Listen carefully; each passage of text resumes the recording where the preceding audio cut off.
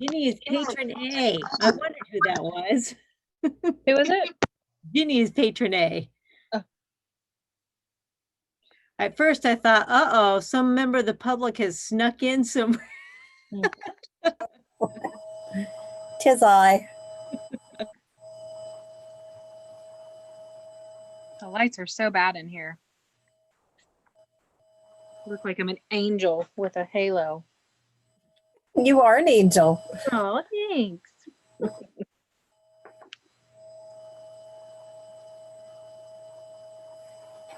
My plan was to go home and use my laptop at home.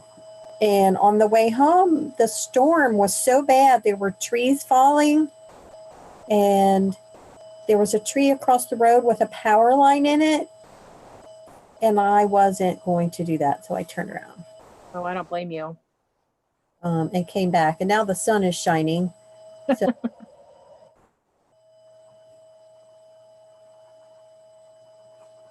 So I had to drag out one of our patron laptops. That's why I'm on patron A.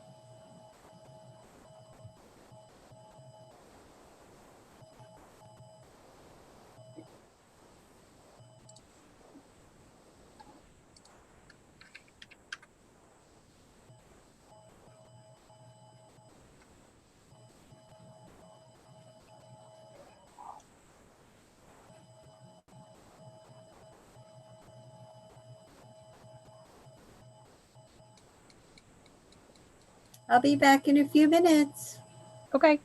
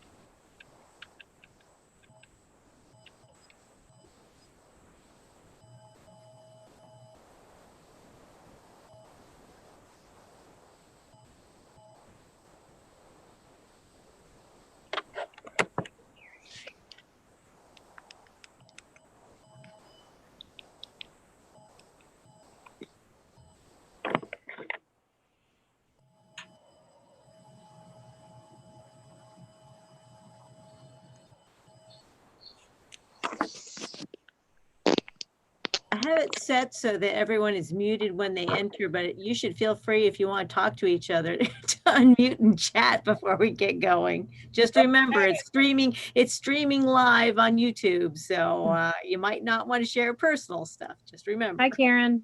Hi, how are you, Sarah? I'm well. How are you? I'm fine. Good. Fine. Good. Today is hot outside. I just came in from working outside, so I had to get some clean clothes on.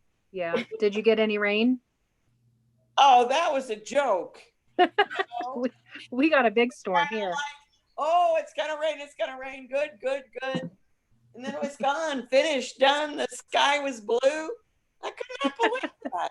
I mean, it's not even wet on the sidewalk. It is, but it's drying up fast. So that was a waste.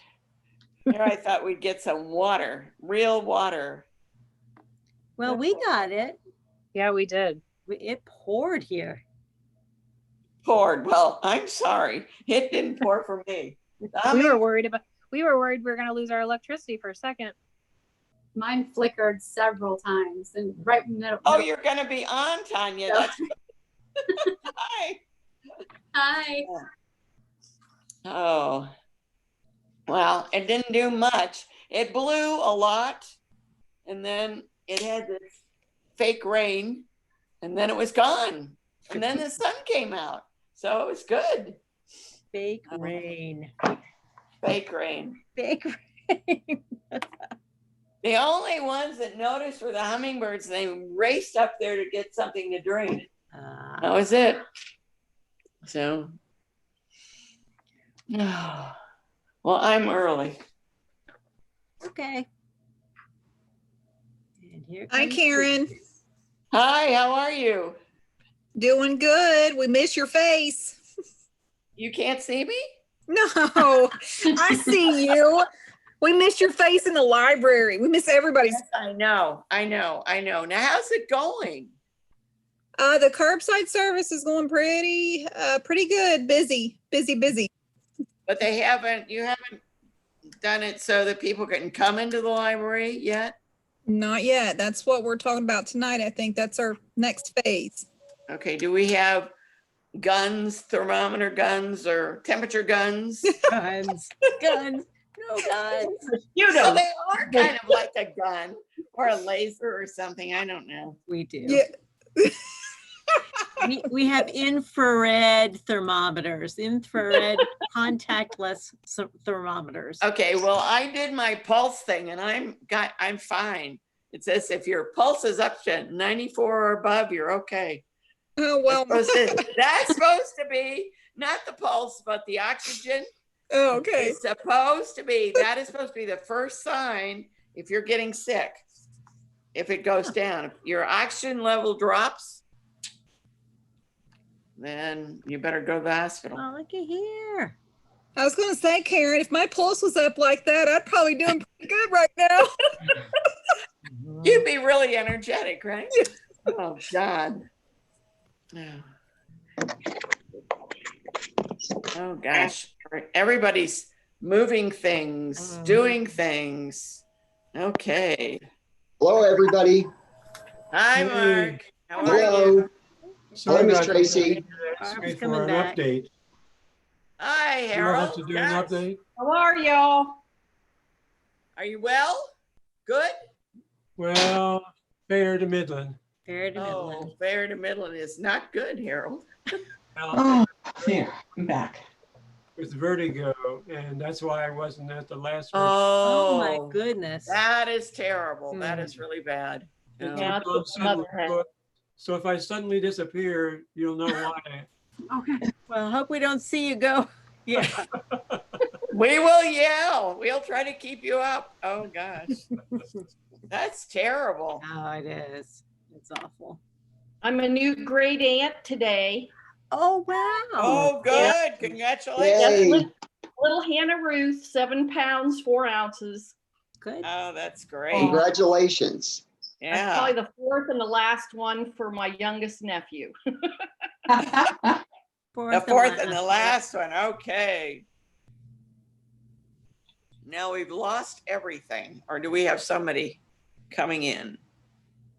And I also got to see my mom on Monday, and that was the highlight of my year. Did Oh, well, that's you? great.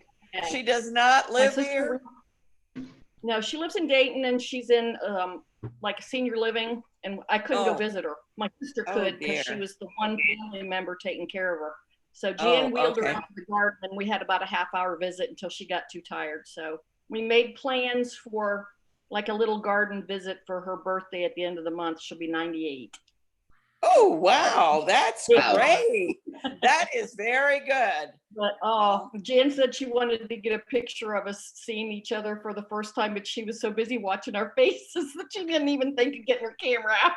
Oh, I don't know who was more excited, mom or me, because we've been so close, and 3 months without seeing each other physically was tiring. that is really hard. Yeah, Yeah. that's really hard.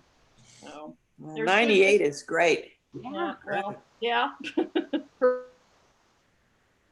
So I hope I am- live that long. Work anymore.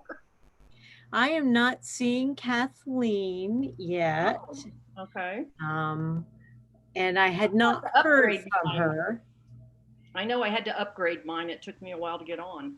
Yeah. Yeah, I had to upgrade mine too, and then I had to call Lynn because I couldn't figure out how to get in. I see I'm registered as Mary Ray. So Yes, you are. I had to go through Facebook to log in. Okay. And that may be what Barb was here and then she was gone and now she's here again. So I don't know if she can hear us. I can hear you. I don't know if you can hear me. Yes, we can. We can Good. hear you. We don't see you though. My internet after that storm, it's been on and off. It just it's been coming and going. Yeah, I figured that could be a problem, but sun is shining, sky is blue. You'd never know. Well, it is 6:30 and I don't have a call from Kathleen. So Mark, I think you're next in line, aren't you? Aren't you Vice President? I am. Whoa. Yeah. All right, Okay. call to order. Okay, Mark. So does that mean I run the show tonight? That means That's you run the right. show. We're gonna be done in Whoa. like 10 minutes, right? Okay, ready? Yeah. All right, I'll take, Call to order.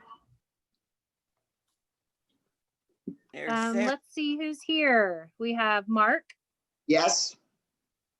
Karen, Yes. Tracy, yes.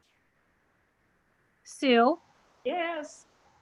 Harold, Yes. and Barb. Yes. Great. And then we Okay. also have several managers with us tonight. Heather and Ginny and Tanya are all here. So Okay. Got them. Hello, Me too. I didn't managers. see Denny yet. Hi.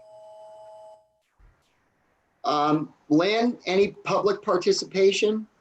Nope. Okay. It's All us. righty. All right, next, we need an approval of the minutes from May 6th special meeting and May 20th regular meeting. Right. I will so move that we accept both minutes. Okay. Did somebody second them? I'll I'll second. second. Oh, who did? Someone did. Take hers.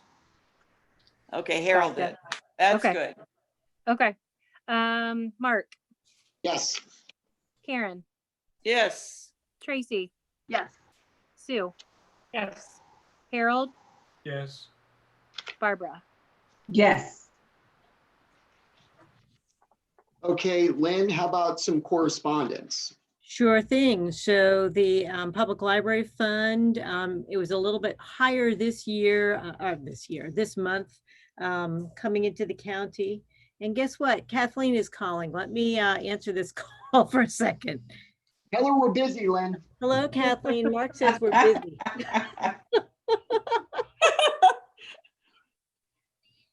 Okay, so Karen had a little bit of issue as well. So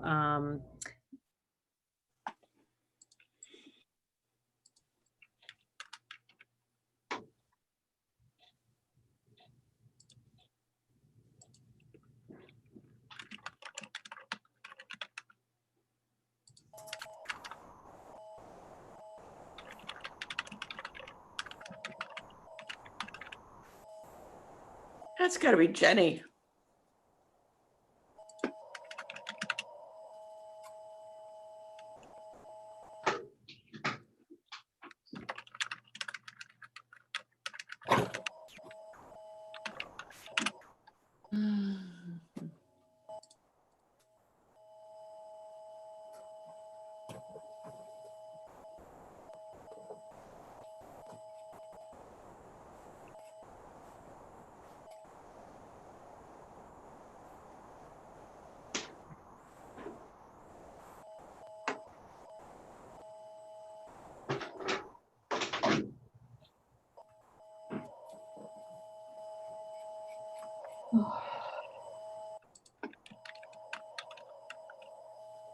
Okay, so Kathleen is trying to dial in, and in the meantime, I will dial in. Listen to how old I am, right?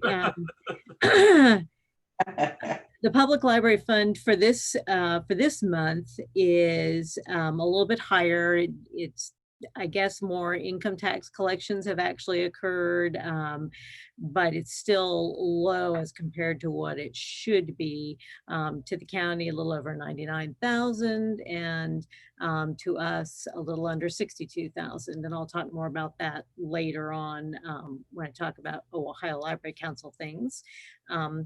Heather shared some cards from Mount Orab from patrons with us, and I had, I scanned. Yeah, I think they're in the Dropbox as well. And then as far as Ohio Library Council, the June distribution actually is down 14% from what originally had been anticipated. Calendar year, we're down 9.65%. So it's not the 20% that, you know, we heard first off. Doesn't mean it won't get there, but for now, you know, it's not down as far as it could be. So that's not a bad thing.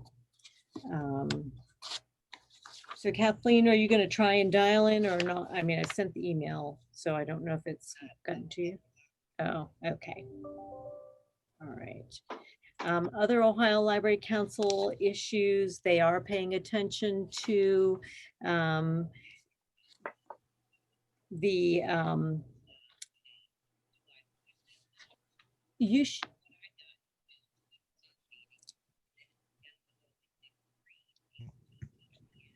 yes, you should just be able to click that and it should open it up. And so, all right, open Zoom. It's launching.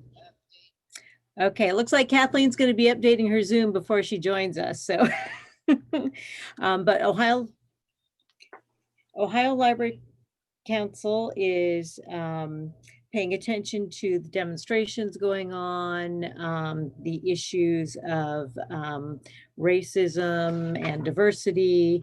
They've had a couple of meetings with library directors around the state. And of course, in some places, it's a much more obvious topic of concern than it is here. And I'm not saying that we're not concerned about that, but it is not as prevalent an issue. And I don't know if any of you witnessed any local demonstrations, but you know, that's one of those things that, you know, we are not like Cleveland or Columbus or Cincinnati, where there is much more diversity and it's just a more visible issue. But we will be paying attention to it, and if there's any way that we can address it, we will certainly do that in the future. Other things, lots of reopening has occurred in Ohio since the last time we met. And so we'll be talking about that in the context of what our next plan is. Although there still is a ban on mass gatherings until July 1. So in terms of programming, we won't be doing any of that kind of thing. What else? The project that Battelle and OCLC has underway because of testing the materials for the existence of the virus. They anticipate mid this month, which I expect is next week maybe, to actually have preliminary results. So we're still waiting on that information. What else? Census has resumed. They actually have workers out on boots on the ground now for the census. But apparently they aren't going to be knocking on doors. They're just leaving materials. So there's still time to let people know they need to participate so that we get counted.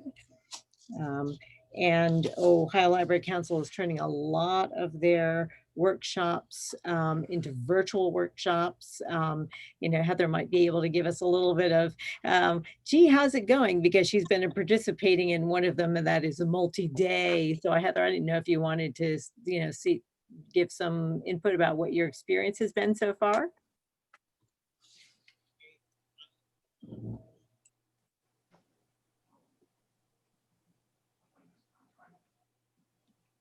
Sorry, I was having my glasses cleaned off so I could actually see.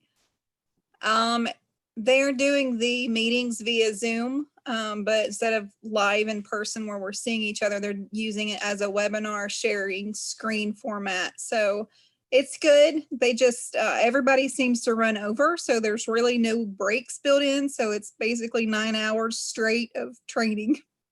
Wow. Long days. Yeah. Lots of good information, lots and lots, but like my brain needs a break.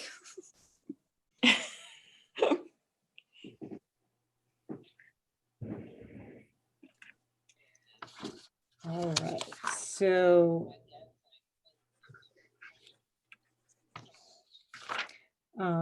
Open Meetings Act, the Open Meetings Act, which allows us to do this by Zoom. Remember that the governor, that may end when the governor declares that the state of emergency is over.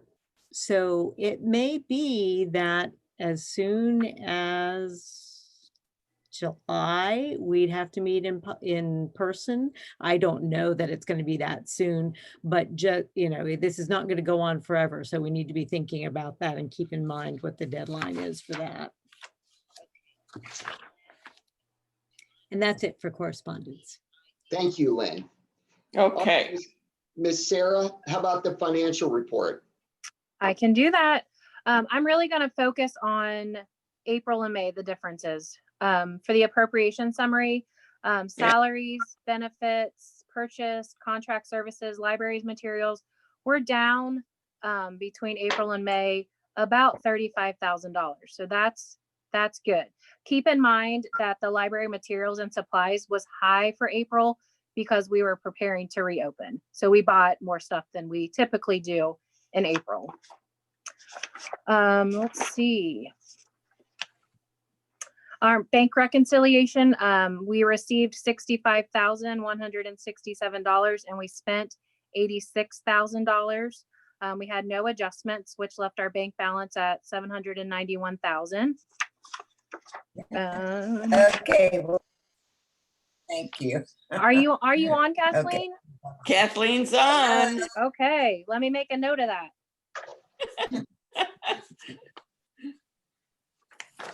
Oh, boy. That's what I thought too. We're talking numbers, Kathleen. Okay, we're already in the meeting though. I don't have to open it or call to order Mark it. took care of that. Huh? You've Mark took already care of done that, right? Yep. Yeah. We are right. on approving May financials. I'm on what? May, Number the 5. financials for, yeah. 5A. 5A. Yep. All right. Outstanding High five. payments. I think I'm even losing my hearing a little bit. Okay. That's Sarah. Do we have have you gone over the financials yet, Sarah? I'm working on it right now. Okay. Um, Move I'm along. I'm on the outstanding payment report. All of the outstanding payments have cleared except for those Brown County Educational Service Center checks. I probably will have to void those out. Because I think they were issued on March 10th and today's June 10th. So I think they are officially expired. What are those for? Huh. Those are for the background checks that we had for our goo people. The Education Service Center closed and they never were able to get in there and get those background checks done. So I'm gonna have to void those checks. Cash summary, no transfers, adjusted bank balance, $781,280. The general fund, Lynn mentioned we think our June PLF is going to be around 61,000. Our May was 46,000, so it's a little bit more. We did get a homestead rollback of in May of $9,958. So that added to our receipts. Fund summary, our POs went down between April and May about $16,000. So I'm opening less POs. I think the summer reading program in years past have really added a lot of POs, and we're not doing that type of stuff. I've closed a lot of Georgetown's programs. I closed most of those, so that's going to reflect next month in the POs.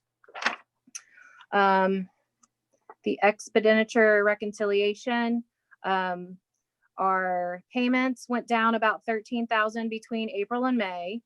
Our payrolls went down about $17,000 with the furloughed employees.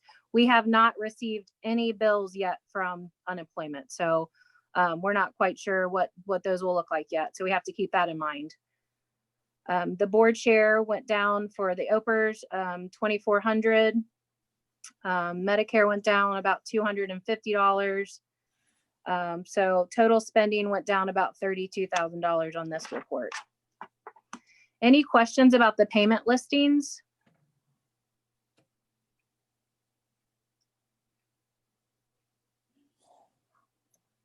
Okay, is that it then? Harold, did you say something?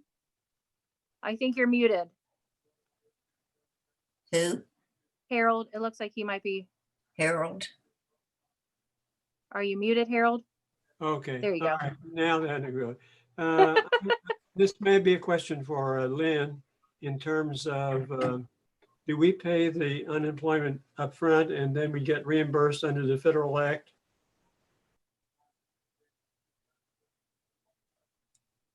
Yes, that is correct. So I was just reading this today, actually. Can't put my fingers on it, but all of the unemployment, the regular unemployment is going to be reimbursed at 50%. So for those who qualified for the weekly payment, we pay it all up front. And when we get paid, as soon as the state gets the federal money, they'll reimburse, they'll actually credit our account by 50%. We are not responsible at all for the $600 per week that people who, that's part of the emergency unemployment, and that lasts through July 25th. Also, as we are looking at going on Shared Work Ohio, that base pay that we have to do, that's also reimbursed at 50%. So we can continue to see some cost reductions for our staffing, even when people come off of regular unemployment. How does the furloughed people who did not qualify for regular unemployment, how does that work? That's where Shared Work Ohio is going to play in, because unless we bring them back after July 25th, they will not get any additional unemployment benefits, unless, of course, the federal government decides to extend that July 25th deadline. So the goal is that of course, depending upon whether we need the staffing and how much staffing we need, the goal would be to be accepted by Shared Work Ohio and have a plan so that those employees will be able to come back to work and we won't have to be trying to fund all of it. Does that help? So, yeah, so bottom line is the cost of unemployment to us is maybe 50% then? Yeah, 50% of regular and yeah, 50%. Well, it's not, it's actually 25% because unemployment benefits are about 50% of their normal weekly wage. And so what the government is saying is they'll reimburse us for half of what we have to pay. So we'll be paying roughly a quarter of the normal wages. That's what might keep us operating, you know, through the end of the year or through however long, you know, recession lasts, is being able to take advantage of that. Okay, is that it then? Do we have a motion to accept financial investment reports, approve paid bills? I move. Do you have a second? I second. Mark, Yes. Karen,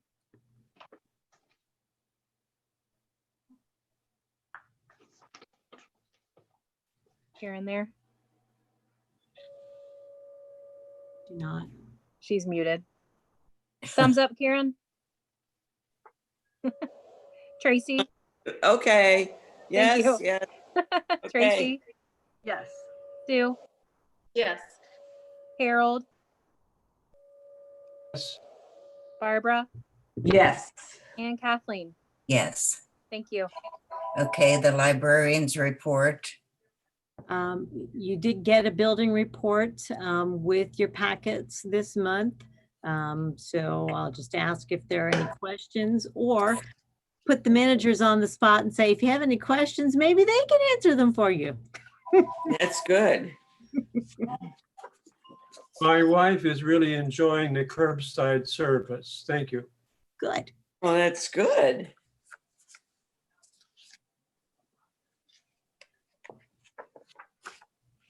Okay, Okay. We'll be talking lots about libraries later on and activities in the branches. So if you don't have any questions, we'll just, yeah. Yeah. Okay, any announcements, Lynn?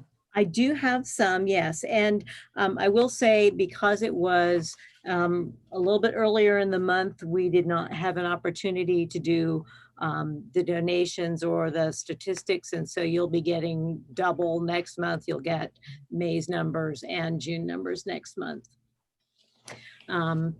Announcements. I did email those to board members, I guess it was last night.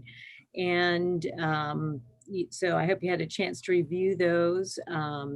As far as the, you know, what kinds of activities in number 2, not as much going on, but I was also, I tried to take some time off the week of Memorial Day. So I really wasn't participating that much in work stuff. Our virtual summer reading program starts on Monday. Our youth team has been working very hard to get that ready. Summer feeding program, that's actually come to pass as well. And thanks to Heather, who has nudged people, the powers that be, they help supply the food to try and allow us to participate in ways that make sense for us to participate. So if you have any specific questions about that, Heather is more able to answer those details than I am. Yes, she is. But that's exciting that we're able to do this shelf stable. Paperwork is not nearly what it was in the past. We can deliver it along with curbside deliveries. So it really will not be as difficult as it has in the past to operate this. Is the Children's Hunger Alliance, is that a state program or a federal?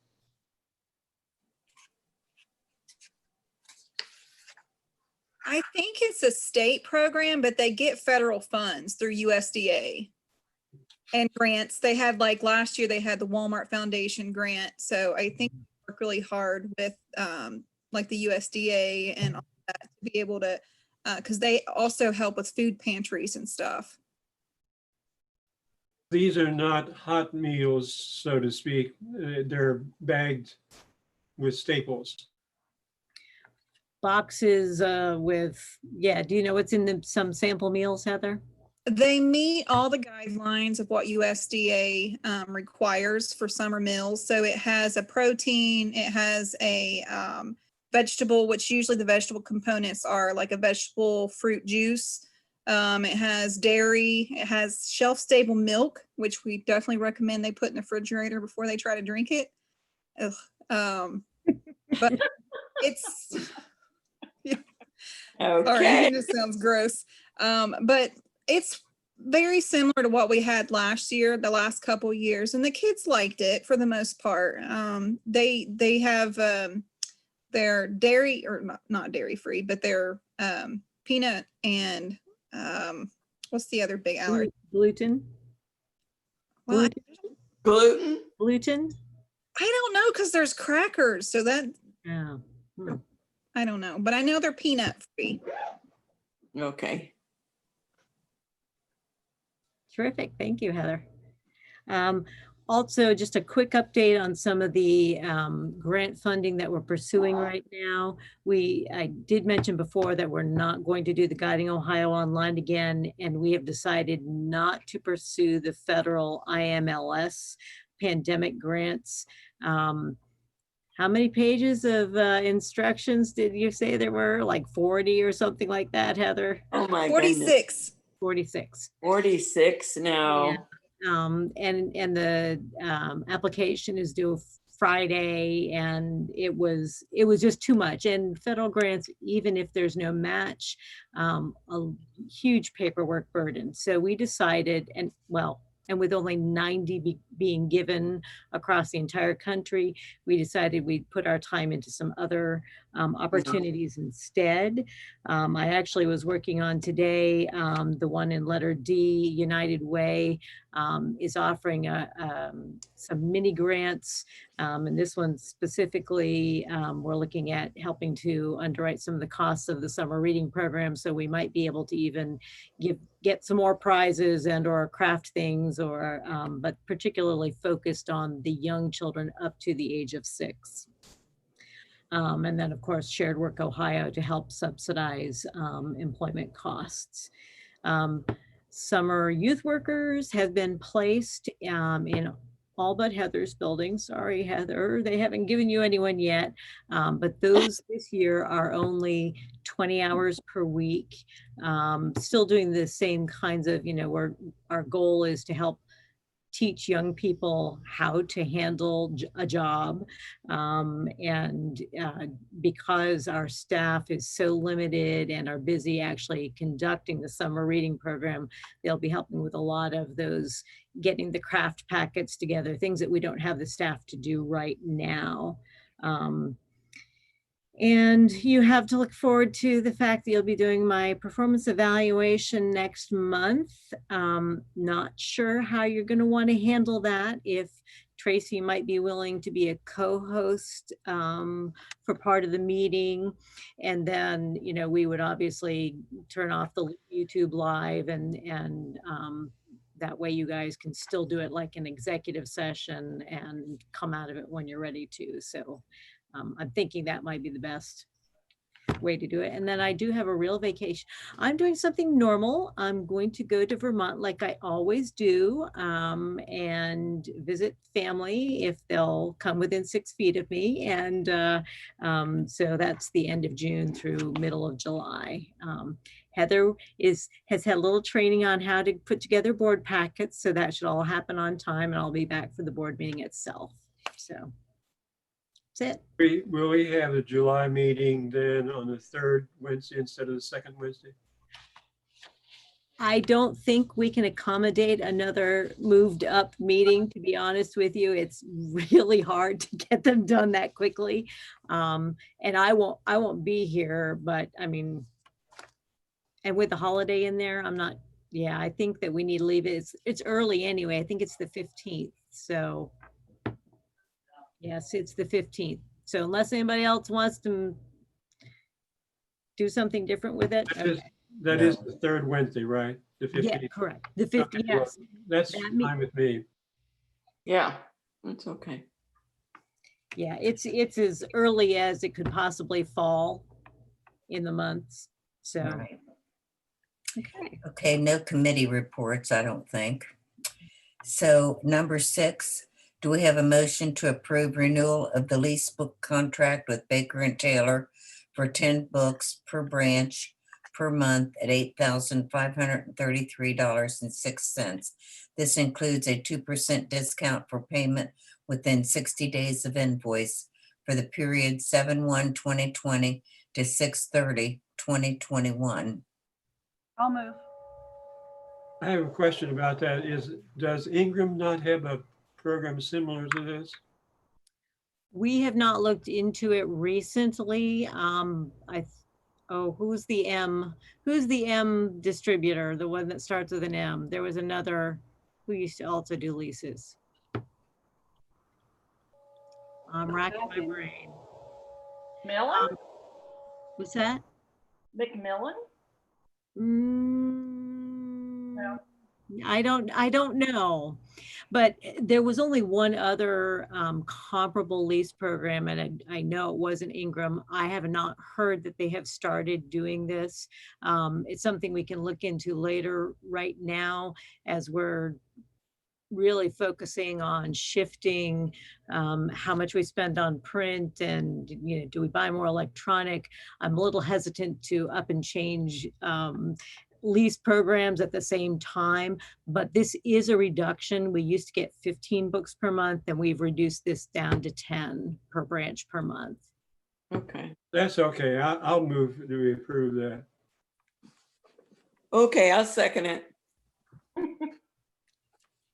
Mark, Yes. Karen, Yes. Tracy, Yes. Sue, Yes. Harold, Yes. Barb, Yes. and Kathleen. Yes. Okay, number 7, motion to enter agreement with Scott Warwick for legal consulting and coaching services at the rate of $250 per hour. What does the term coaching mean? What is that practical? If we have, say an employee issue, let's say someone is fearful of returning to work, in the current conditions we're in, it's helping us to make sure that we, as supervisors or managers, are having the correct conversations with the employee and approach that kind of thing properly. And that's the one that's forefront in my mind at the moment, but it's any of that kind of thing that would help to prevent us from doing or saying anything that could put the library at risk. Is this an ongoing thing, or is this you're going to get a packet of information that you're going to use to help you answer questions, or is this more of like a consulting kind of situation? It's actually both. Scott Warwick has an entire product line, if you will, that is free to anyone who's been to his annual workshop or uses his legal. And so there's a packet that's a master handbook. There's all that kind of thing, but it's also live help. If we want to take the time and spend the extra money at $250 an hour and say, okay, I've got this situation and I need to know how to proceed. It might be as simple as him saying, okay, in 10 minutes time, I'm going to tell you which forms to use out of which book, and this is what you need to do with it. And what is different that about amount using is Warwick and using our local council? I'm sorry, Tracy, what did you say, the follow-up question? What's the difference in, I mean, I know Warwick works with libraries and I get that, but like, is that the main value of using him over our local counsel? Actually, his value is not so much library related as it is HR related. Okay. He's an HR expert, and our prosecuting attorney is not. And so for those things, that's what we would use this for. We would not use it for general things. And I No, see it's Sue for has tried. legal help. Yes. And that price is consistent with what schools pay per hour for legal consulting. Okay. You know, when they have issues, similar issues, Right. you know, Sue, did I you know see what that I you mean? were trying to ask something as well? It's a similar price. Do I we was have a just motion? curious. I was just curious, Lynn, is this something that we can get through the OCL or OLC? I'm sorry, OLC, through their legal stuff, or is this somebody extra? This is outside of OLC. Okay. OLC has a package that we can buy with specifically pandemic related things. And the fee for that is going to be anywhere between $1,500 and $2,000, but we don't get the FaceTime that we would get with Scott Warwick. And so I think I'd rather start with this. And if we need something more, we can go with OLC's package. Well, unless there's any other comments, I'd like to make a motion that we approve it. I'll second. Mark, Yes. Karen, Yes. Tracy, Yes. Sue, Yes. Harold, Yes. Barb, Yes. and Kathleen. Yes. Thank you. Okay, number 8, motion to approve renewal of Ohio plan for 7/1/2020 to 6/30/2021. Quote, it was unavailable at the time of the mailing. So Lynn, do you have the? And guess what? The quote is still unavailable. Their underwriters have not come back yet with numbers. I'm kind of not surprised because it's a little bit earlier in the month than we normally do this. So we have some options. We can plan on doing a special meeting, which will have to happen before July 1, which if you want me involved, will have to happen before June 26th to deal with this issue. Or since this is the same program that we have used and we have received, I think, great coverage, great premiums, and also great service.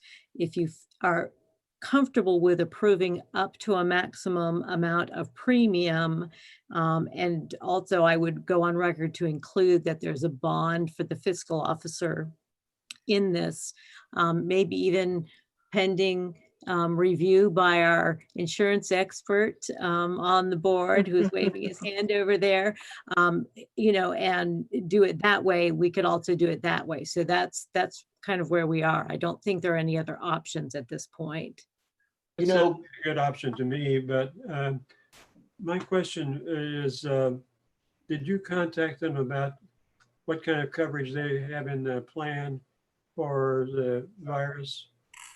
That's one of the things that they had noted. I have not seen any language yet about that particular topic. And that would be one of the things that I would hope Mark would be able to look at and say, okay, this is good standard stuff that's, you know, should be included in a policy. So, so I'm kind of waiting the same way you are to find out. Lynn, so there's really no extra coverage per se for virus that's available out in the marketplace. Your traditional commercial insurance policies have a virus exclusion, and that's pretty standard in the market. So for example, my company, my division, we have a virus exclusion and none of those claims are going to be paid. There is a buyback option that is available. Not all companies offer it. You know, so it'd be like a pandemic coverage, virus coverage where you can buy it back. Number one, it always excludes. But if you want for some reason to purchase and it's not cheap, you know, my opinion, you know, based on how long we've been with them, 2 years. Four now, I think. We passed our 3-year trial phase. And now I think this is year 4. Okay, I'm impressed with what they offer, what the premium is. You've got the service. I can't think of any reason not to just go ahead and approve up to a certain premium amount now. I mean, what kind of change or what could happen that would make us go, oh no, you know, it's the Ohio plan. Mhm. And we have had no claims, so there Right. shouldn't be any reason that we should see any drastic, you know, increase because of that. I mean, the premiums have been low. Oh, I know. Yeah. I know. My vote is I see no reason not to just go ahead and approve it. I think one of I the don't know things that is critical is the fact that we don't have any lead time to consider anything of the plan right now, right? Correct. That's correct. Right. I did not go shop around this year for any other kind of coverage. But is there a reason to shop around? Personally, I don't think so, because not only do we get the insurance coverage, but we also have the risk management part of that, the consult services for all kinds of things, from, you know, security cameras to procedures to, you know, they do the required sexual harassment training free of charge for us every year. So it doesn't seem to me that we would get this kind of protection from another plan at this point in time. We I will guess not. my original comment was, how do they give us information about best practices in the risk management as far as the virus is concerned? They have it available, and they've actually had some webinars available. Truth is, I can't remember if I've watched their webinars or OLCs, or, you know, it's all running together at this point, whose information that we're getting, but that's available as well. Yes. I move if you know, somebody already hasn't done it. And my recommendation, just to be on the safe side, in case it crosses over the $9,000 mark, is maybe up to 10. I don't see it going that high, but I also don't know what the trend is this year. I second. Okay. Mark, Yes. Karen, Yes. Tracy, Yes. Sue, Yes. Harold, Yes.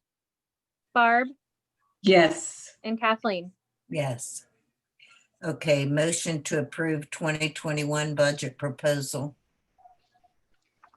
So I was really stingy this year on the paper, and I only gave you in paper the general fund of the operating budget. I did not print out all 7, 8, 12, 15 special funds for you, because there were no changes to those special funds.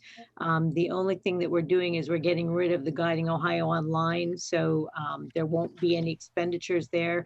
But because the same amount of money is anticipated in them, the numbers are not changing from 2020 to 2021. Okay.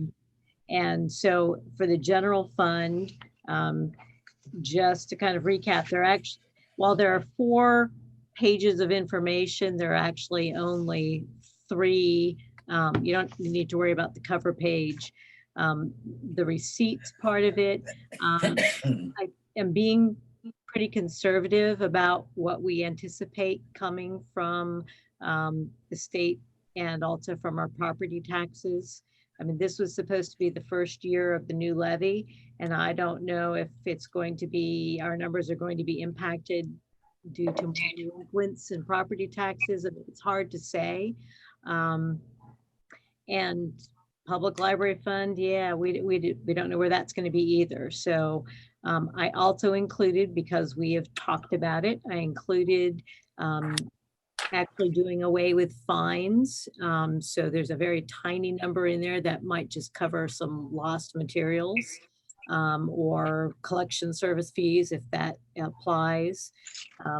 Yeah, everything else is down. Although if you compare the 2021 revenues with the 2020 revenues, it's not a huge difference, you know, roughly $30,000. So that's not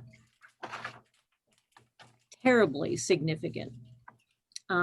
On the expenditure side, as I was guided last month, I went ahead and looked at full staffing.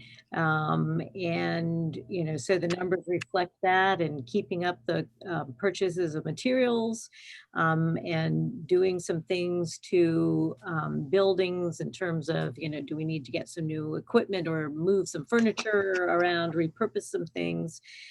So the bottom line is that, you know, we're looking at spending almost $2 million. And if we did that, it would put us in the hole. But that's what we should spend, because that's where we need to be operating. And the Budget Commission needs to know that the revenues coming in are not significant enough to support what we should be spending. You may also notice that there's a pretty large transfer out, and that's on the last page, way down near the bottom, line number 9,900.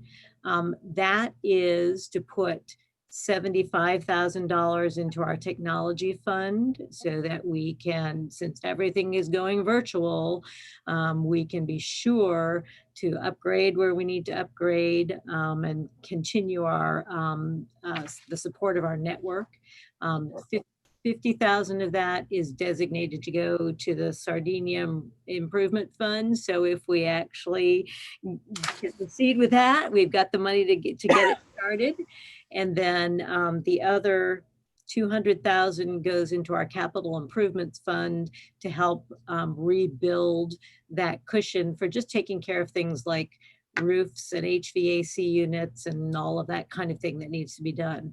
My hope would also be that if we could actually put that kind of money away, we could really look at getting some doing something in some of the buildings to create individual study spaces, you know, if they're the pods or whatever else. I really like to see us be able to do that. So that's kind of the plan behind it. This then will have to go to the Budget Commission for their review.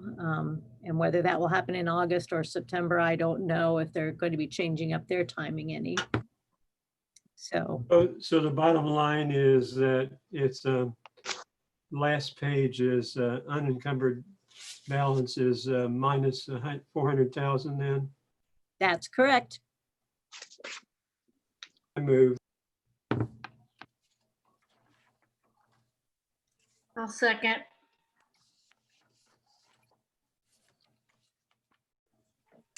Mark, Yes. Karen, Yes. Tracy, Yes. Sue, Yes. Harold, Yes. Barb, Yes. and Kathleen. Yes. Okay, number 10, motion to approve phase 2 of COVID-19 reopening plan. Okay. So I gave you 2 documents to look at. One, if you got them in color, it's purple. That's the general kind of update on the big picture, what's going on.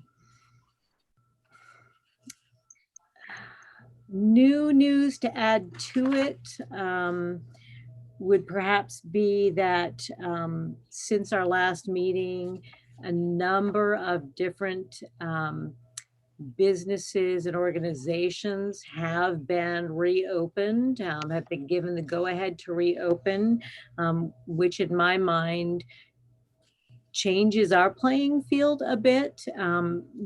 Nowhere are libraries specifically mentioned. We're little pieces of a lot of those different, the retail sector and the office, the general office, and a little bit of, perhaps more like the museum or, I think the managers would agree you might classify us as a zoo sometimes during summer reading program. So, trying to look at all of those and balance what really applies to libraries and what standards do we have to meet to also be open and operate safely. I think that that's the real trick for us.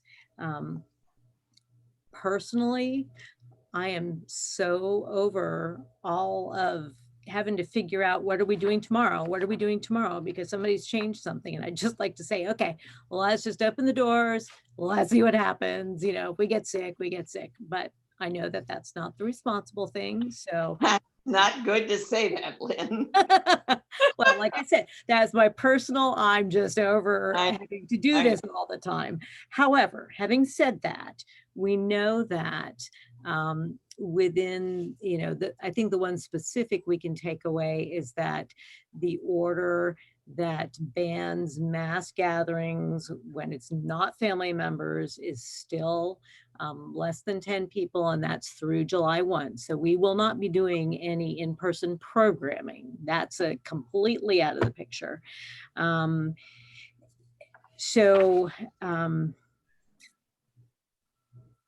I guess that's it for my general comments on that, except that we are waiting for the study on about the virus on materials, and we'll see how that changes our quarantining process.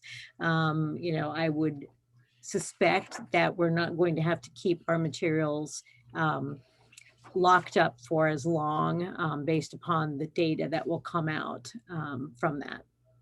And then the other piece of paper that you have, nice coral color, has got, I left phase 1. I did kind of shade it out. So I'm sorry if it was a little difficult to read, but I did that on purpose. So phase 1 is still there, what we started the week of May 11th.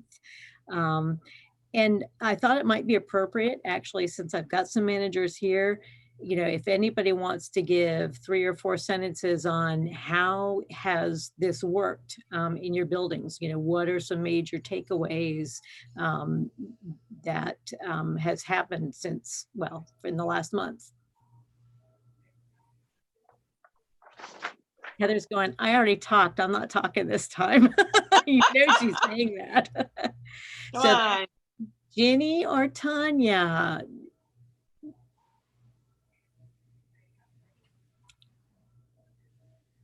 That's it. Be brave. Be brave. But nobody has had anybody in the library except for the staff. Okay. So, Tanya, go ahead. For the most part, it's went really well. Patrons have been very understanding, but some patrons are not real happy about the curbside, and then others are absolutely loving it. There are some that it has been extremely helpful to them, and they're asking if we can continue this in the future, even when we do open, because there are certain circumstances where it has been really helpful to the patrons. We've had a couple of things here and there. One person was having heart surgery this week, and he came in and asked if he could fax in a couple of papers. There were medical documents to his physician that he had to have in before his surgery. And I let him come right in the door, fax, and then right back out, because our fax machine is right there.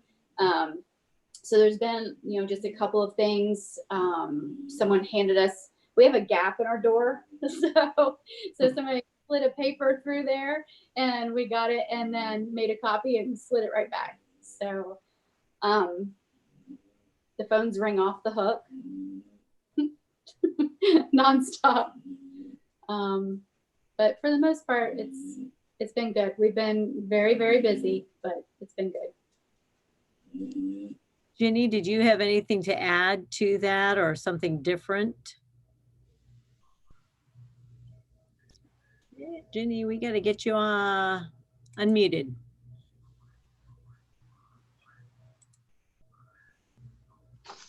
Is Jenny talking? Not yet. Now No. Here Okay. I am. And Okay. basically, it's the same here. People are, they're grateful for anything, any service that we can offer them. But they are kind of chomping at the bit to get back in and browse. They miss their libraries Yeah. terribly.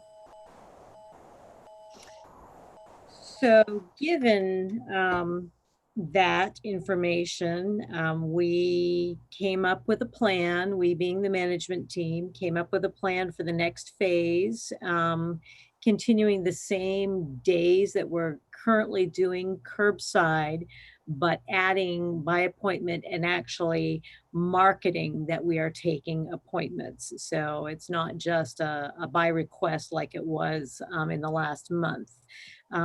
We thought at this time it might be wise to limit it to people coming in to pick up their items if they didn't want to just have them delivered curbside, computers, fax, scan, some limited browsing, a maximum of 1 hour in the building, and each branch would have to decide what was a manageable number of appointments that they could handle at any given time.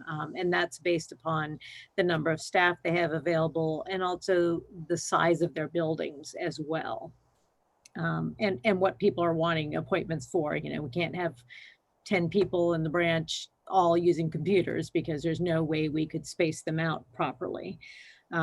This would also include things like removing the toys from, so if somebody came in with little kids, they couldn't just go and, touch all the toys, that kind of, we're really not there to be a hangout place.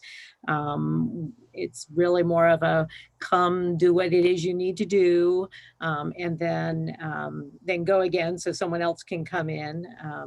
Again, we're waiting on Battelle to find out exactly how we can maybe tweak our quarantining of materials process.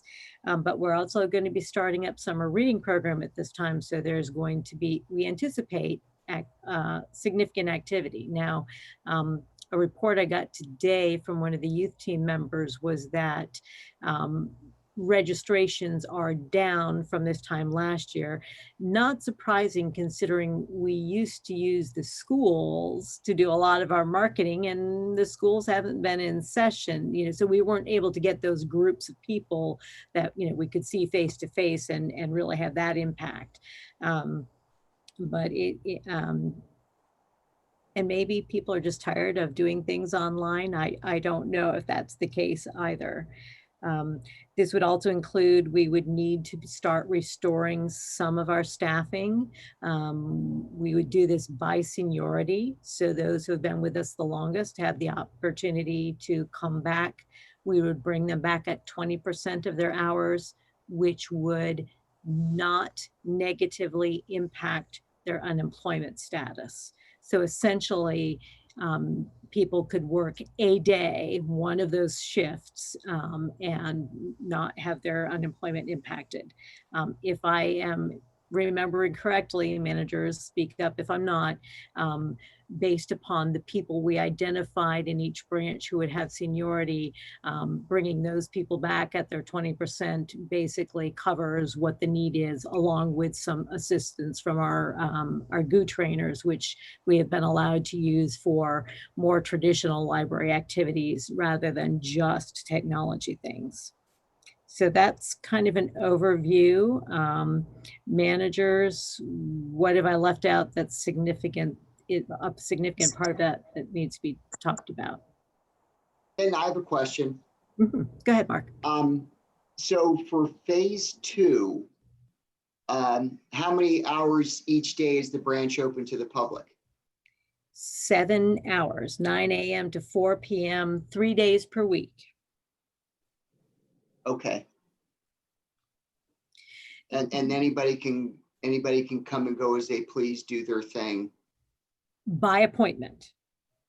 Have to Okay, make So that's Reservation. that's not really open to the public. I mean, No. there's a caveat, correct? Correct. It's by appointment only. You can actually come in the building now. But we have to be able to control the number of people in the building at any given time. And so this is the way that we are doing it. This is a very common way that libraries are handling this phase of service starting back up is being able to say, okay, yeah, we can't have everybody in here at once. You're all looking at the DVD browsers. And that's why we're doing by appointment, so that our staff can say, oh, you want to come at 10 and you want to do this and your husband's going to be with you. Okay, so I know 2 people and this is what they're going to be doing. And then they can take other appointments for the same time based upon that activity and making sure we don't overbook ourselves. Okay, so is this based upon your knowledge? Is this what all the other libraries in the state of Ohio are doing? Oh no, the libraries are all over the map. Literally, there's some tiny ones that I thought we were late to close and we were, kind of dragging our feet because we didn't think it was time to close. There are some that stayed open longer and there's some that have opened up earlier and are just open their doors. Okay, Lynn, then I'm going to get the party started. All right, my opinion, and I got to share with the board, one man's opinion, but here's the way I look at it. Pretty much the whole state of Ohio has opened, with restrictions, but everything's open. Then I look at it, you have the 3 major cities. We're not in Cincinnati. We're not in Columbus. We're not in Cleveland. We're in a rural county in southwestern Ohio that has about 30 COVID cases. One of the lowest in the state of Ohio. We're not affected by the riots. We're not affected as much by COVID. My vote would be to go with an open, a full open with restrictions. So I would scrap the appointment thing, even though it's a great idea. That's being extra conservative, extra cautious. I'm voting for a full reopen, maybe limited hours with the public, following social guidelines, social distancing. And then I'm thinking of kind of what we do with other stores like Lowe's and Home Depot and Walmart, where you determine what your capacity is, how many people are allowed in safely at one time. And just like those stores, someone has to monitor the front, check who's coming in, check who's leaving. And that's going to be my vote. And that's what I'm going to throw out for discussion. I honestly, again, we're not in Cincinnati, Cleveland, Columbus. Our numbers are solid. And I just don't see any reason to not do a full reopen following the guidelines that the governor has given us. There you go. Okay, I have something to say. Sudbury, which is a small library outside of Columbus, is open. And my sister went in and got a card because she was frustrated. And she said, I wanted to look for books. And she did. Now, I was going to call her and ask her, did she have to do anything besides wear the mask and make sure her hands were clean? I don't think so. And she was allowed to browse the shelves. I don't think she spent a lot of time in there, but it's outside of a big city and it's a small library. So I was going to call her and find out exactly, were there any other restrictions? Because she went in and got a new card. I mean, she had a Columbus, she had a Westerville library card, but they are very strict. So she went to Sudbury because it was open. So I don't know. I was going to call her and ask. I mean, I'm all for appointments or reservations or whatever, but I I don't know. I think that we don't know a lot about COVID, even though everyone is getting really casual about it. I mean, it's still popping out in countries. And this heat thing doesn't make a heck of a lot of sense because Indonesia is definitely a heat country, and they have just had horrible amount of patients. So I don't But- know. I'm very but- cautious. You know what, Miss Karen, our Yeah. numbers for the county support a full reopen. It would be a completely different story if we were at, there's 40,000 in the county. So if we had 1,000 Yeah. or Mount Orb had 100 itself, we don't have that. And we all live further apart and it's automatic social distancing. So there's not going to be, as long as we follow what the governor recommends for social distancing, Lynn can set whatever rules she wants. Everybody, patrons have to wear a mask, employees have to wear a mask, there's sanitizer. I just don't see a reason not to, other than just fear. And we can't let fear drive ourselves. Then from a liability standpoint, you look at what is the governor doing, right? Number one. Number two, are we following the guidelines provided by the governor? Yes. Are we following the guidelines provided by OLC? Yes. Yes. Are we going above and beyond those guidelines? Yes.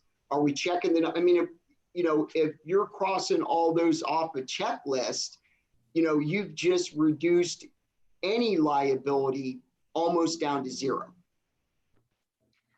So Sue's had her hand up for quite a while. Okay, Sue. I don't disagree with Mark to a sense, but I want to get some feedback from the managers and from Lynn if the staff is ready for this, because we're going from a real limited thing. If we need to do it like, okay, we do this step 2 just for a shorter period of time and then move into full open. What are your feelings about how the staff and how you're going to handle this? Because it's like throwing a much quicker opening on you. Right. So managers, you want to start? Gut reaction. Oh my goodness, how am I going to get people back here? Where am I going to put all my books that are in the meeting room and are quarantined? What am I? Yeah, that's what I want to know. Do we need a little more time? You guys are on the front line. You The see people that are, that are running the libraries. Let's let Tanya respond to that, please. So I have one staff member who probably would not come back yet. The other 2 are more than ready to come back. Before all this hit, that's all of us. There's only 6 of us because we had some people leave. Mhm. So to try to reopen, especially to our schedule before, and then try to manage all those hours and just the workload and extra things that are going on right now is going to be really hard for us. If we had shortened hours, I could see that. But right off the bat, I don't have time to go through the hiring process and everything, right off the bat and training. So that's one factor. Another factor is, where do we put everything? But if we leave our meeting rooms closed, then that's not accessible to anyone but the staff anyway. So that wouldn't be a factor. So, I can see, both sides. But just from a I'll put my 2 cents worth in. All I wanted was a book. I called them up, ordered the book, went up, and they brought it right out to me. What better service can you get than that? That's pretty good. That's pretty good. And the book was, this book club has forced me to read other books besides James Patterson and Alex Cross. Yay. And it's whiter than snow. If you're looking for something different to read. It's a little hard to get into at first, but oh my gosh, what a book.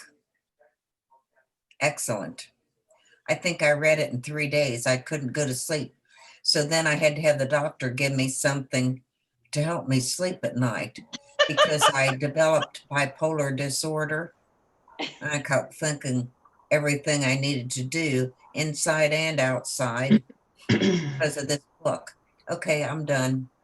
Okay. Wow. I wanted to wait and kind of see what people were saying. I think my concern is that if you open it up, I mean, I can understand, you know, a line at the door and you mark spaces off, or a line at the checkout desk and you mark distances off so people aren't getting too close. But when you start letting people browse freely, how many staff members do you need to have in the building to monitor the phones and the checkout desk and the returns, plus kind of policing the floor, because Right, people right. are going to go where they want to go. Well, what I found, That concerns me. They're going to touch anything they want to touch, and then what happens? I'm obviously we have a lot lower incidence of the disease in our county, and so the likelihood of somebody touching something and causing a problem for someone else is less. But I think okay, well, Still, what still I a bigger found, picture than that. oh, hold on. What I found, because I've been there when the library is fully open, and what you have is it becomes a source for a lot of young mothers to meet. I don't know if it's that way in all the branches, but in Fayetteville it is. And the mothers don't watch their children. And the children go around, they pull books off the shelves. It's just kids. They go around, they topple all the other toys on the tables while moms are sitting there visiting. So if you opened it up full time, oh, Harold took your place, Mark. The screen keeps floating around. I stay in one place and you two switch places. Anyway, all the staff would have to be there to keep up with that. And I don't know that they could, I you don't know. think we want to be in It's- the business of policing. I think we need to have a Those children situation. don't understand the distancing needed. Pardon?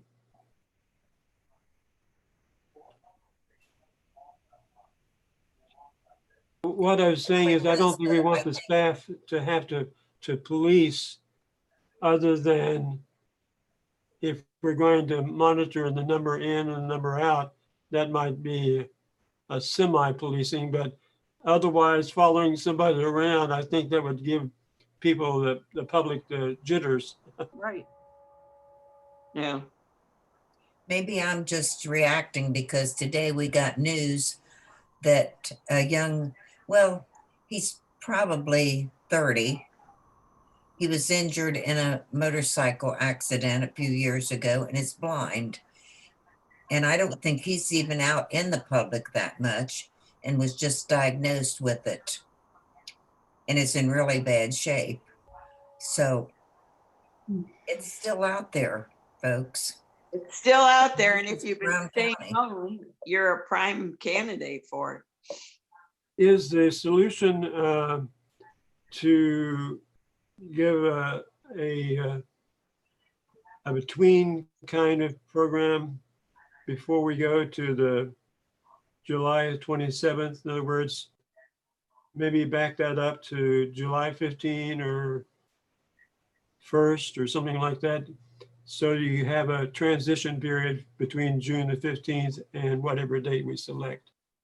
I think that's one of my main concerns is that can our Right. staffing and stuff happen in time to just open up? And even the zoo is, you have to make an appointment. It's opening up, but you have to make an appointment. You have a half an hour time to get to open and go into the zoo, and you have a set amount of time you can tour the zoo. And that's the only way that they can control it. And I know we're not a zoo, well, some days, but I mean, that there's still the social distancing that we have to monitor and the number of people in the building. And in order to accomplish that, I don't want to put undue pressure on our staff to get there. You know, if we need, I don't have a problem with moving up, opening full time, but I want to give our staff enough time to do what they need to do. Yeah, and Well, become, I should have prefaced, and I apologize to everyone. I didn't want to give the impression that I thought we should open up on June 15th, because that's not realistic for anyone. No.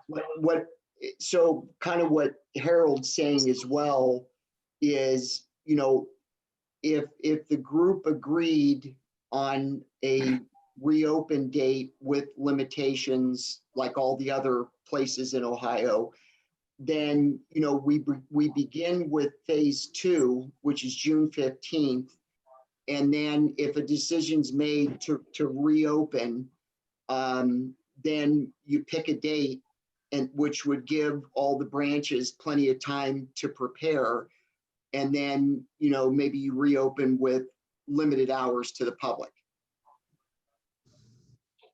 Yeah. What We're do gonna you have to think about limit the that? hours because the staff has other things to do now as well as wait on the public. So I think we'd have to limit the hours so that you have time to do the cleaning and all that kind of stuff that has to go on in the background. Okay, Harold. And I I kind of think, feel like, I mean, like some of us that are offering suggestions have been in libraries before, but really what matters is what your managers can handle and what they need. feels comfortable about, yes, right. You know, and I see Heather had her hand up there. Do you still have something to say, Heather? I was just going to say that there's a lot that I agreed to with Mark, because of patrons that I have talked to during curbside service. You know, when you're trying to stay contactless, but they're catching you and talking with you, that have the views of just open up. We want you to be open. But I will say, when we started the process back before we completely closed and we did the appointment only, we were also able to let people in that just showed up. If we had the time, if they came to the door and we had openings, we were able to open the door and let them in. It's just kind of a way for us to help monitor how many people were in the building at one time. Right. That helped a lot. And that actually is one of the things that helps to reduce the amount of staff that's needed. If that front door is locked, Right. and you don't have to be there all the time, but somebody is close enough to see what's going on and can stop what they're doing and go and see what it is somebody needs. Ginny, I see you also have something to say. Right. Just for instance, today, while Hannah was taking her lunch, I was working the door and answering the phone and trying to do curbside. And as soon as one person becomes engaged with something else, that's when the phone rings. The phone was ringing on both lines. I had someone out at the curb. So without more staff coming back, and there really is going to be a curve for when we pull our staff back in, because most of our staff have been out since the end of March. They're not even familiar with the procedures for cleaning the materials, and the library looks different. Everything's spaced differently, and there will be some, you know, brief retraining for them on procedures and appointments and what we can do and what we can't do. So Did the And manager also the think number that if we this phase on June the 15th, then how long will it take you to get to a quote unquote open status? I would say a month. Yeah, and I would think that would be not an all or nothing thing. You know, I would, one of the things I was going to ask for was just permission to, if we approve the general, if the board approved the general where we headed, what's our ultimate goal with this, giving us the ability to say, okay, we need to do this for 2 weeks before we are ready to add another day, or we Right. can, then after that we can do it for another 2 weeks before we add this component or do this other thing. I know that the board has expressed in the past that, you trust our ability to assess our situation and move toward it. So I think that that would be something that, if you can set the end goal, where do you want us to be, then we can find the right way to gear up to get there. A couple of things from my perspective are budget. So if we want to get everybody back, we're not going to be saving any more money.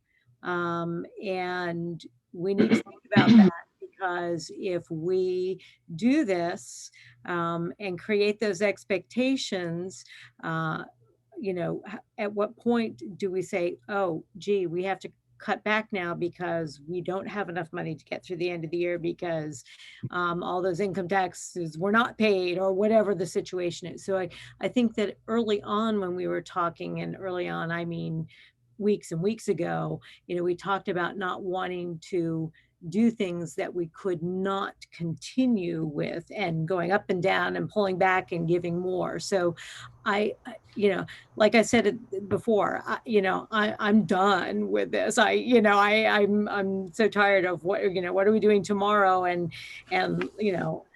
not that I would throw all caution to the wind, or I would want to put anyone else in any danger.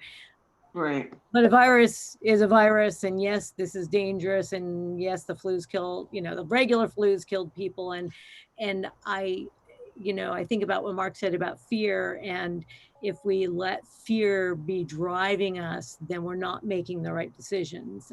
So I hope that, our slower step up maybe is not about fear, but it's about, we don't have enough staff. We can't have somebody posted at the door all the time, because then we can't do those other things. We've got summer reading programs starting up, and how do we do that in the midst of all of this? We're ready for that. So that was one of the reasons we said, okay, 15th of June, the board meets on the 10th. We could start by appointments 15th of June, because we've already talked to some of the staff with higher seniority to say, okay, how do you feel about coming back a day a week? Let's get you up to speed and going on this. And I would agree that the next step would be, would probably take 2 more weeks before we could say, okay, are we adding another day of service, or are we just bringing another person or 2 back? But, I would really be concerned about the budget end of it. And if we bring people back, unemployment stops. So those people who are off right now and getting $600 a week because they wouldn't have qualified for unemployment before, you're going to have to say to me, okay, everybody comes back at 100%, or else they don't have a job. That's not. But it sounds like to me is that we need to go to the phase 2 in week of June 15. And during that, immediately began to plan of how we're going to open more on a broader basis, but don't tie us to that July 27th date. In other words, after we see what the managers think can be done, then we set a date that says we're quote unquote open. But Lynn, the budget, if we're not willing to reopen for budgetary reasons, that's a whole different conversation. I mean, because we're looking at 2 discussions here. We're talking about COVID, what's going on, does it make sense to reopen? That's one discussion. A completely separate discussion is, can we do it budgetarily? And clearly the priority, you have to be able to do it from a budget perspective. So if you're telling us we can't reopen until August 1st or September 1st for budgetary reason, then the discussion's over, as far as I'm concerned. Agreed. And if it's budget driven, yeah, we may want to open, but we can't, then I completely understand. Because my concern, as I'll throw out to the board, and Lynn kind of touched upon it herself, it's a virus and we don't have a cure. We don't have a vaccine. This could go on for months and months and months and months. And, you know, are we going to let that drive us and our decision making when the numbers in our county support, you know, reopening? And that's my other concern. But if it's all about budget, then let's base it on the budget and let's see budgetarily when we can reopen, and maybe that's our date. What do you think, gang? I think that we could make a motion that we go to phase 2 on the date of June 15th. And then we meet on the 15th of July and get a report back from Lynn and the managers, how things are going and how much more we can afford to add. Because obviously I do agree with you that I think we're much safer out here in Brown County. There's probably more things that I'm doing right now even as a high risk with my mask that I wouldn't do if I lived in Cincinnati or Kettering or someplace where people were on top of each other. But I think if we did that, move to approve that until we meet on July 15th, get a report back from Lynn and the managers about what's our next step that would be in our budgetary limits and our staff limits. I agree, and I think that doesn't preclude you from doing any planning. Like, right, during that whole month, start thinking about what it looks like to start pulling people back in and checking the numbers to see, you know, when can you forecast that might be viable. And so we don't have a lockdown plan for reopening full time, but we at least start to have a framework or a structure that guides decision making budget wise. Yeah, I agree. I agree. Sue, is that a motion? I will make that a motion. May I? Okay. Hold on, Lynn has a question. I have a question. Okay, so are you locking us into just that, or are you giving us the ability to say, okay, 2 weeks after the 15th of June, things are running pretty smoothly. We think we need to have a little more staff back and we want to begin preparing for maybe adding an extra day back in, you know. I can amend the motion to say that we're going to open on the 15th of June for phase 2 with the ability for, depending on the library, each library situation, being able to add things as they are able to until we meet in July 15th to discuss further plans. Thank you. You're welcome. That sounds good. I second that. I like that. Okay, that's good. I'm sorry, who seconded that? I did. Barb. Thank you. Baby. Mark, Yes. Karen, Yes. Tracy, Yes. Sue, Yes. Harold, Yes. Barb, Yes. and Kathleen. Yes. Thank you. Okay. And I will assure you that, you know, we are, I mean, I read all those director of health orders. I read all of the stuff that's coming from OLC about best practices and what are we supposed to be doing that keep us from being liable. So we will make the appropriate decision, but really the management team who is there getting the phone calls all the time and the people saying, why aren't you open? Or I'm so grateful you're just doing curbside. You know, they're the best judge of when can we do the next step. And so that's what I rely upon in terms of, okay, here's how we do it.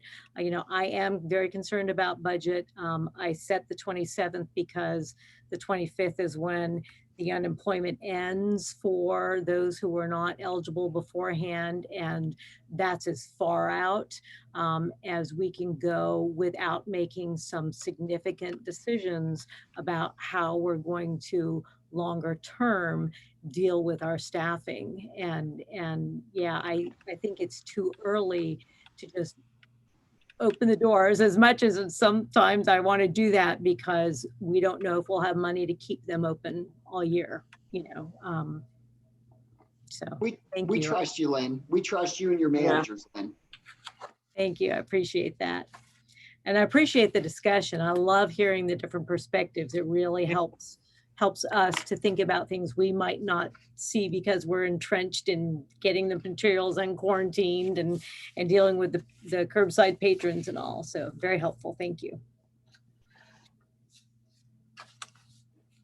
Okay. Do we have other business, Lynn? Yes, one item. We do not need to go into executive session. Oh, we don't? No, I will not mention any names. Okay. But this is a follow-up on the phone messages, the voicemail messages that I had received by the last meeting. I did receive one more. I think I sent you a message just to let you know that. And I was assured by our prosecuting attorney that we've got nothing to be worried about in terms of liability for anything. But this time it was not just me who's not only, my last name's not Harden, but I'm Hardhead, but was not very complimentary to the board either, calling some names, although there was no obscenity. I will point that out. But we are under no obligation to respond to any of these messages. We can, if the opportunity arises, warn this person that the calls have to stop or there will be charges of telephone harassment. So we could go there. I have a question, Lynn. Are these threatening in any way? Only in terms of we're going to get sued. Okay. Okay, not Okay. physically.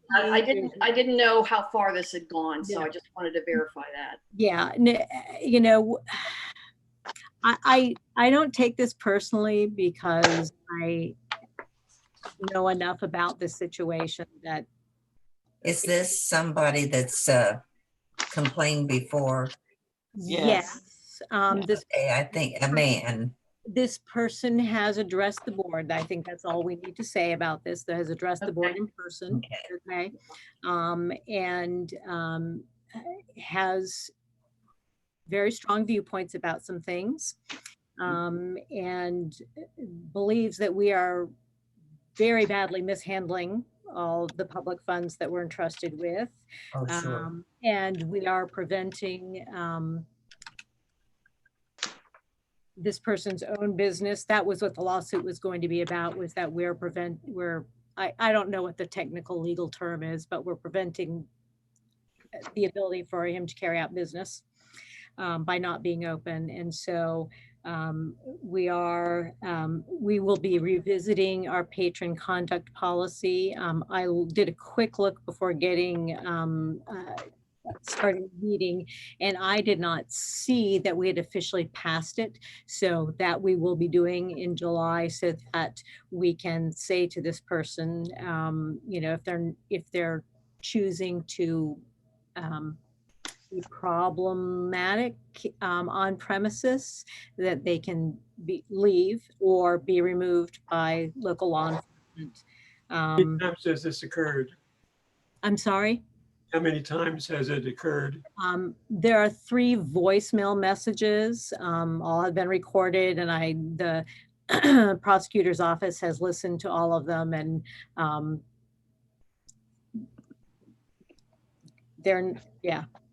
don't worry about it. This is just par for the course. It's just our turn. It's my turn. You know, it's our turn to be the target. Got broad shoulders here. You know, this is also, unfortunately, and this is the sad part, this is not something that you can have a reasonable, rational conversation about the person to settle it, because that would be, hey, I want to find out why you really think this, and I may never change your mind, but let me tell you, what's really going on from our perspective. So just wanted you to know that all is good, and life goes on, and Tanya and I will be having some specific conversation about how they'll be able to handle that on site, because I guess fortunately it's limited geographically. This person does not go branch to branch. So, Yeah. so Well, that's that's good. Yeah, that's good. Okay, so then the next meeting is July 15th. It'll either be in Fayetteville or Zoom. probably not Fayetteville yet. I'm guessing. That's just me guessing. Yeah. If we do, You never if we do know. get to the point where we have to start meeting, I will be wearing a mask just because of the high risk. I mean, that's You just. know Oh, what? sure. And I think everybody, and I think that's part of this whole thing, if we open the doors, how many people would come in with masks? That's Right. everybody makes their own decisions about how they're going to handle this. And I think that's good and that's right. So, yeah. But we would make all possible arrangements to make sure everybody is socially Oh, distant. yeah, I believe that. So, Yeah. like Mark was saying, I don't feel so threatened out here, but I'm very careful if I have to go in for a doctor's appointment or, we have to go somewhere in a store and sanitize everything when we get home. But, we're both high risk. So I think it's up to the people that have the potential for a Right. big problem to do what they can to take care of themselves. Mhm. And the other people are putting themselves at risk, Mhm. but they're not necessarily putting me at risk if I'm taking care of myself. So that's how I look at it for what it's. Okay. Then we adjourn. Take care, everybody. Yeah. Good night, You everybody. too. Thank Take you, care. everyone. And you, all of you managers, we appreciate your hard work. Yes, And yes, we I do. think Yeah. Thank your you all. input here has been very valuable for us. So I appreciate your attendance. Yeah. Thank you very much. very much. Me too. Me too.